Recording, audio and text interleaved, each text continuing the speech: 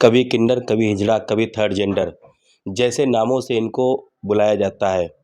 समाज की मुख्य धारा से आज तक इन लोगों को दूर रखा गया है। सरकार ने दावे तो बहुत किए पर आज तक कभी भी इनको इनका वो मुकाम नहीं मिल पाया जो इंसान होने की हैसियत से इनको मिलना चाहिए था। आज हम बात इन सब चीज़ों की इसलिए कर रहे हैं कि विगत कई दिनों से लेकर के इस समुदाय को लेकर के विवाद चल रहा है। शहर में भी विवाद चल रहा है और देश में भी कई लोग अलग-अलग बातें करते रहते हैं। पर हकीकत क्या है? इनका जीवन कितना कष्टदायी होता है और किस तरह से ये अपने जीवन को जीते हैं? समाज की मुख्य धारा से दूर रह कर के किस तरह से ये एकांत में अपना जीवन जीते हैं? जब कभी भी इनको समय मिलता है, ये समाज की मुख्य धारा से जुड़ने का प्रयास तो करते हैं, पर समाज कहीं न कहीं इन्हें अपनी मुख्य धारा में जोड़ने को आज भी तैयार नहीं हुआ। आज इसी बात को लेकर के हम इस समुदाय के बीच में आए हैं और इस वक्त हमारे साथ में उस समुदाय की गुरु माँ मौजूद है। हम सबसे पहले आपसे जानना चाहेंगे, ये जो समुदाय आपको मुख्य धारा से दूर रखता है, आपको कैसा लगता है? ये जो लोग जब लोग आपको धुतकार देते हैं, भगा देते हैं कभी-कभी, कैसा लगता है आपको तब? हमको उस टाइम पे ऐसा लगता है जैसे हम किसी की नाजायज़ औलाद हैं। जैसे ये इस देश के हम नागरिक ही नहीं हैं और बहुत गंदा फ़ील होता है, हम बता नहीं सकते आप लोगों को कितने कि कैसा फ़ील होता है। ऐसा लगता है या तो भगवान ने हमारे साथ में ज़्यादती की है या तो इस समाज ने हमारे साथ में ज़्यादती की है। ये बताइएगा, जब कभी ऐसा होता है कि आप लोगों का जीवन जब शुरू होता है, आप लोग जिस समय, जिस पीढ़ी से, जिस समुदाय से जब यहाँ पर आते हैं, आप यहाँ पर अपने परिवार से दूर होकर के जब आप यहाँ पर आते हैं, तो आप लोगों की देख-रेख और लालन-पालन का ज़िम्मा कैसे, किस तरह से होता है? जो हमारी गुरु होती हैं वो लोग करते हैं हमारा। मतलब एक गुरु ही जो होती है, वो गुरु ही आपकी होती है जो माता और पिता दोनों का फ़र्ज़ निभाते हैं। सब चीज़ का, और छोटी जो से छोटी चीज़, बड़ी से बड़ी चीज़ की हर चीज़ की खुशियाँ वैसे गुरु ही देता है हमको। आप परिवार से दूर हो जाते हैं उस वक़्त, कभी-कभी ऐसा तो होता होगा, माँ-बाप की याद तो आती होगी? हाँ, आती है, क्यों नहीं आती, सबसे ज़्यादा आती है, मगर फिर वो लोग भी नहीं जोड़ना चाहते अपने साथ। कभी माता-पिता कभी मिलने भी नहीं आते हैं आप लोगों से? नहीं, कभी मिलने नहीं आते? कभी नहीं। इस वक़्त में कभी ऐसा लगता होगा कि हम आखिर क्यों हैं यहाँ पर? आखिर किस वजह से हम यहाँ पर हैं? क्या समाज हमें धुतकार दिया, माता-पिता जो हमारे अपने, जिस माँ ने हमें जन्म दिया, 9 माह पेट में रखा और वो भी आज हमसे अलग है, तो कभी कुछ ऐसा एहसास तो होता ही होगा दिल में कि कभी तो उससे मिलें? हाँ, क्यों नहीं, बराबर लगता है, मगर जब ये आज का इंसान बेटा-बेटी में फ़र्क करता है तो एक तो हम तो एक किन्नर समाज से हैं, तो हम में तो ज़ाहिर-सी बात है इंसान फ़र्क करेगा। जब आज तक इंसान ने अपनी बेटियों को नहीं अपनाया, जिसकी 4-4 3-3 बेटियाँ हो जाती हैं, उसके लिए भी धुतकार देता है, तो हम तो एक किन्नर हैं। जिस दिन बेटियों को सम्मान मिलना स्टार्ट हो जाएगा, जब बेटियों को इंसान अपना समझेगा, हाँ, बेटियाँ मेरी हैं, तो हमको भी सम्मान शायद मिल जाए उस दिन। आपको क्या लगता है कि सरकार इतने दावे करती है, इतना आप लोगों के लिए योजनाएँ भी कभी-कभी लाती है और दावे भी बहुत करती है। आपको क्या लगता है कि उनमें से किन्हीं चीज़ों का आप लोगों को आज तक फ़ायदा हुआ है? अभी तक तो किसी चीज़ का नहीं मिला, हाँ, मगर ये है, थोड़ी हेल्प ज़रूर मिलती है स समाज में। अच्छा, जब अभी समाज के लोग जब ये कहते हैं कि आप लोग कहीं शादी-विवाह में जाते हैं, कहीं पर भी जाते हैं, बधाई लेने के लिए जाते हैं, तो कई लोग आरोप लगाते हैं कि आप लोग उनके साथ अभद्रता करते हैं, लूट-खसोस करते हैं। इन बातों में कितनी सच्चाई है? ये तो सब झूठ है, जो भी देता है इंसान प्यार से देता है। देखो, जो कोई रईस होता है तो वो मुँह मांगे दे देता है, कोई गरीब होता है तो गरीब से गरीब जैसा भी लेते हैं हम लोग। मगर ये तो नहीं होता कि छीना-झपटी किसी के साथ में आज तक की हो छिबरा मऊ के अंदर, तो वो इंसान आके हमको बताएँ, बोलें कि हमसे छीना-झपटा ज़बरदस्ती किया। प्यार से लेती हैं, प्यार से आशीर्वाद नहीं देता है तब भी उसका भला, ना दे तब भी उसका भला। कभी ऐसा हुआ है कि कभी किसी शादी में इन्होंने ज़िक्र किया था मुझसे एक बात का, सोनम बहन ने, कि ये कभी-कभी ऐसा भी होता है कि आप लोग कभी-कभी कहीं कुछ देकर भी आ जाते हैं?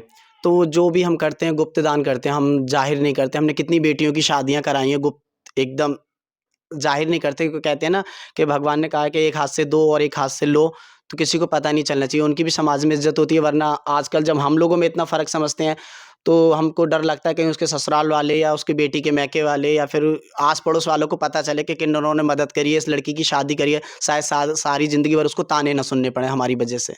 अच्छा, ये बताइएगा आप सबसे पहले कि जब समाज के लोग आपके साथ में इस तरह का बर्ताव करते हैं, आपसे दूर भागते हैं, आपके पास आना भी पसंद नहीं करते हैं, तब आप क्या चाहते हैं कि समाज के लिए ऐसा क्या संदेश है जो आपको लगता है कि जो समाज में आपको मुख्य धारा में लोगों से जोड़ करके और आपको उनके बीच में एक साथ रखने में सहभागी हो सकता है? हम तो यही चाहती हैं कि देखो, हम जिसको इज्जत दे रही हैं, रिस्पेक्ट दे रही हैं, हम उससे भी इस रिस्पेक्ट की कामना करते हैं। अच्छा, आप गुरुमा हैं यहाँ पर। आप मुझे हाँ। बताइए, जब आपके नए-नए शिष्य जब आपके पास आते हैं, तो आपके लिए कितना ये चुनौती भरा पूर्ण पल होता है कि किसी एक छोटे से बच्चे को जो अपने माता-पिता से अलग होकर आपके पास आया, उसे पालना एक कितना कष्टदायी या कैसा जीवन होता है ये? देखो, जब चेले नाती आते हैं, हमारे चेले होते हैं, शिष्य होते हैं, तो आते हैं, देखो अनजान घर से आते हैं, कोई हमको भी ट्रस्ट करना पड़ता है उनके ऊपर, समझ गए? और दुनिया को दिखाने के लिए सब कुछ करना पड़ता है। और चेलों को, मेरे जो चेले हैं जी। उनको मैं माँ का, बाप का, सबका प्यार देती हूँ, उनकी हर ख्वाहिश पूरी करती हूँ। उस हर ख्वाहिश पूरी करना मेरा फ़र्ज़ है। कभी आपके मन में ऐसा नहीं आता है कि आपने भी विवाह किया होता, आपका भी जीवन होता, कभी आपको ऐसा मन में ऐसा विचार आता है? क्यों नहीं आता है, बहुत कुछ आता है। जब अकेला इंसान होता है तो क्या नहीं आता है उसके मन में, हर चीज़ आती है। समझ रहे, कभी कभी तो ऐसा लगता है कि इस दुनिया ही से खुदकुशी कर लूँ। अब इतना ये नीचा दिखाया जा रहा है सब कुछ। हम लोग की गलती, हम लोग तो बाहर थी दोनों, जी। हम यहाँ थे नहीं शहर के अंदर। अब चेलों से कोई गलती अगर हो भी गई है जी, जी। तो बच्चों से अगर कोई गलती है तो फ़र्ज़ माँ बाप का होता है कि उनके माँ बाप से जाके शिकायत करो। अब हमारे चेलों के लिए तो हम ही हैं दोनों। जी। जब हम नहीं थे, अगर उनकी कोई गलती थी तो बताते, तो हम एक फ़ोन करते या कुछ भी करते, तो मैं आ जाती तो मुझसे कहते। अगर उनसे आप माफ़ी मंगवाते हैं, चेलों उनसे से। माफ़ी मंगवाती, उनके 2 झापड़ भी मार देती मैं। क्या कही, अगर गलती थी तो। समझ रहे हो ना, बच्चे किसी के गलत नहीं होते बाबूजी। हाँ, देखिए, यही है समाज तक मेरा यही सब कुछ पहुंचाना है और कुछ नहीं, मेरी कोई गलत वो नहीं है। अच्छा ये बताइएगा, जब जैसे कि कभी-कभार ऐसा होता है कि कुछ लोग ऐसे भी होते हैं, ऐसे आरोप लगते हैं कि ये असली है या नकली है, इसको लेकर के भी समाज के लोग आरोप लगाते रहते हैं। तो ये चीज़ें जो है, ये भेदभाव, ये इस तरह की बातें अनर्गल जब उठती हैं, तो आप लोगों को कभी-कभी ऐसा कदम भी उठाना पड़ता है, निर्वस्त्र हो जाना पड़ता है वहाँ पर। तो ये चीज़ आपको नहीं लगता है कि कितनी ज़्यादा शर्मिंदगी भरी खुद में भी आपके लिए होती होगी और समाज इस चीज़ को समझता नहीं है कि एक औरत के लिए या मर्द के लिए या फिर आप लोगों के लिए भी, इस समाज के लिए भी किसी का भी निर्वस्त्र हो जाना उसमें अपने आप में ही हीन भावना दर्शाता है। तो आपके लिए कितना दुखदाई होता है उस समय इस चीज़ उस को टाइम फेस पे कर पाना?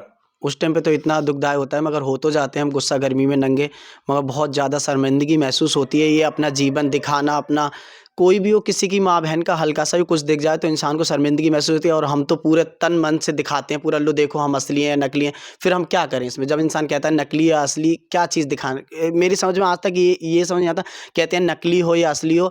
अरे हम आपके शहर के नगरवासी हैं, आप ही की तरह हैं, आप ही के इंसान हैं हम। हमें भी किसी माँ ने जन्म दिया, हम आसमान में या धरती से तो टपके नहीं ऊपर से, ठीक है।